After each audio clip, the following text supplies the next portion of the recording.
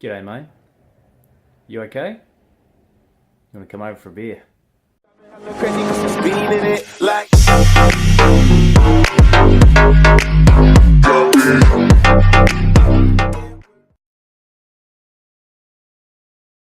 Hey trendsetters, Tim here from Huntsman Brewing. Just doing a quick video about Movember. Movember is predominantly raising awareness for prostate cancer, testicular cancer, mental health, and suicide prevention in young males. There's a guy, one of our brew mates, one of our brewing fraternity, Big Jace, from down there in Palmerston North. He was quite touched by a certain event in his life which prompted him to do Movember. I was a little late on getting on board, but still too late to sign up. And so I decided that I'd jump on the piggyback of his Movember. And he shaved his beard off. And grew a mo. And he's raised over $500, I think, so far, possibly more by now. So Movember was started in 2003, the Movember movement, and 15 years on, we've got around about 5 million people that participate and sign up each year, and probably more people like me that are just growing the mo and getting in on the action. Just talking about it. And which brings me to another good point. So I shaved my head and grew the mustache, and I work in a corporate environment. Probably doesn't really suit the general perception which I put out, and usually try and look pretty tidy and look a bit grubby this time. A lot of people have commented on it, and that was just really good for me to be able to chat to people and look like a bit of a doofus.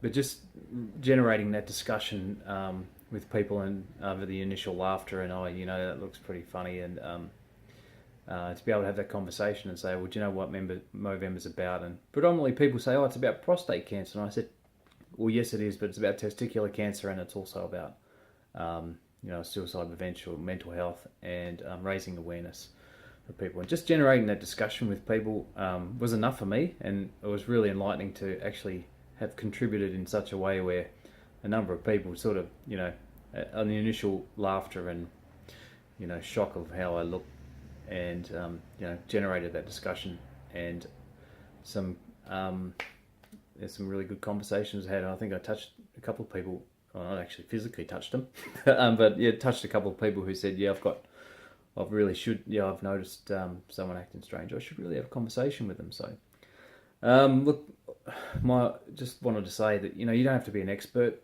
All you have to do is, if you see someone, and this can go for anybody, it doesn't just have to be males, but if you see someone that's a little off, or a colleague or a mate or a family member, you just never know. They could be fighting a battle that you just don't know about. And maybe just all it takes is, it's my idea of giving advice is, I don't know, do you want to go for a beer and chat about it? So, that's all it can take. Don't make any mistake, I'm no expert. But, that could be, you don't need to be an expert, and just giving you time and listening to someone could be life-saving. So, it's, men is generally macho, and, don't want to be perceived as, you know what I'm saying is, they want to be able to say, I'm tackling this problem on my own. I don't want to talk about it with somebody else. And when I talked to my wife about doing this, and she raised a particular point in upbringing, and when the hardcore days of oh, what are you crying for? Stop it! It's not okay to cry. Grow up, harden up, boy, and that type of thing.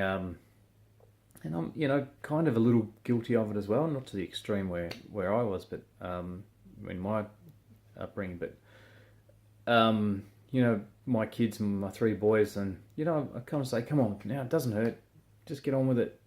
Made me rethink that. So just it's hard to explain, but just try and be a little bit easier on your kids, and it is okay to cry, and it is okay for, you know, hurt yourself and need a cuddle or a hug. So that's it. So now I've touched on that, I just want to talk about the brew that I did. I've done a couple of brews, snuck a couple in lately. The last one I did was it's just something I threw together with the ingredients I had at home. So it was 4 kilos of Pilsner malt, 2 kilos of Vienna, and I used Centennial for bittering, and I did Huell Melon for a 250 gram Whirlpool in a 30 litre batch. And also did the beer specifically for Movember, and I called it the RUOK American Amber. So just like, are you okay, mate? That's what it's about. So unfortunately that beer hasn't turned out as well as I would have liked. There's a couple of, let's say, trials which I tried. I don't know why, but I did, and they haven't turned out. So it's okay. It'll still get drunk over the summer, but it's just not up to the quality that I'd really like it to be. So the taste is fine, but you just smell it, and it's got that. It hasn't got the citrusy, floral, orange, juicy sort of fruit salad smell I was aiming for. It's got more of a, you know, that I don't know. Hard to explain. I don't want to say the term, but, you know, like sometimes when you used to get that homebrew smell, it's got a hint of that to it. I think the fermentation may have gone a little bit too crazy, and it's given some more flavours in that respect. So, are you okay? Well, I'm okay. The beer's probably not that great, but also the American Amber was it came out 4 points up. I've been using a recirculation arm, which I bought, put a picture in here, for the last few brews, or the last many brews, and that it's been okay, but it's different to use. Normally I just put for my Herm system, I just put a hose on top and recirculate on the top of the mash, and it seemed to work fine. So the last 2 brews I've done, I've ditched the recirculation arm, and I've come out 4 points up on both brews. So anyone want one, they're welcome to it. Just let me know and I'll send it your way. But also bought a hop spider. A hop spider, quite fine with the mesh. Not a big fan of it for actually utilising it for hops. Yeah, not a fan. But anyway, I'll probably still use that for when I'm transferring from the mash tun into the boil, just to filter out any fine particles that will go through. But as far as hops go, I don't think we get utilisation, and I don't think it's fine. It's coarse enough. It's probably just go a little bit the holes just a little bit, apertures just a little bit bigger. But yeah, anyway, that's going pretty well. So I've also my big stout I did, my Russian Imperial Stout, I've had some carbonation issues with the bottle conditioning, and most of them are flat, which is pretty disappointing. I've sent a couple out. So I went to Grant Baker, which is not that. I try to stay away from sending beers which are not really to the quality level what I would like. So yeah, unfortunately, what I've done is I still had 7 litres in a keg which I've oaked, and I'll put a little clip in here. Okay, trendsetters. Going to put some oak spiral in this keg, and this is how I'm doing it. Got a bit of Teflon tape hooked up to the silicone dip tube, tied up there, and then that's the attachment that goes on the top. Oh, look out. Drop him in there.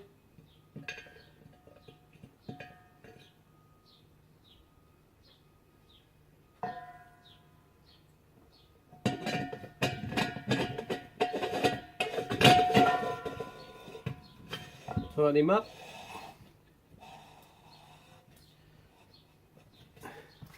Then I'm going to transfer the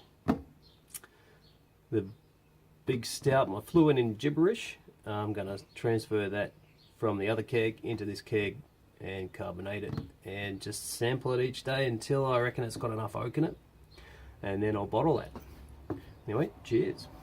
And so anyway, I've cut that carbonating and just on the gas, so it should be right by the time I get back in early middle of December back home from work, and I can hopefully bottle some of those and send them out, get them out before Christmas. So that's a little project. I actually really like that beer. It's come up really well, way better than I expected from my first my first effort on a Russian Imperial Stout. So still learning a lot. So I've still got about 9 bottles, I think. They're stashed away in the back of the garage there, which I'm just going to let them sit for 6 months and see what happens with them. See if they actually do carbonate up. But maybe there wasn't enough yeast left in suspension, or maybe I didn't put enough sugar in to bottle with. But anyway, this is just an ongoing learning curve of the journey of brewing, and every day's a school day. So I'm just really enjoying my brewing lately. Just trying to squeeze a few in and get some summer smashes for Christmas. So what else? There's not much else to tell. So I'm going to leave it there. And if you want to donate to Jace's course, I know it's the end of November. I'll put a link down below in the description, and not everyone has to donate. Don't get me wrong.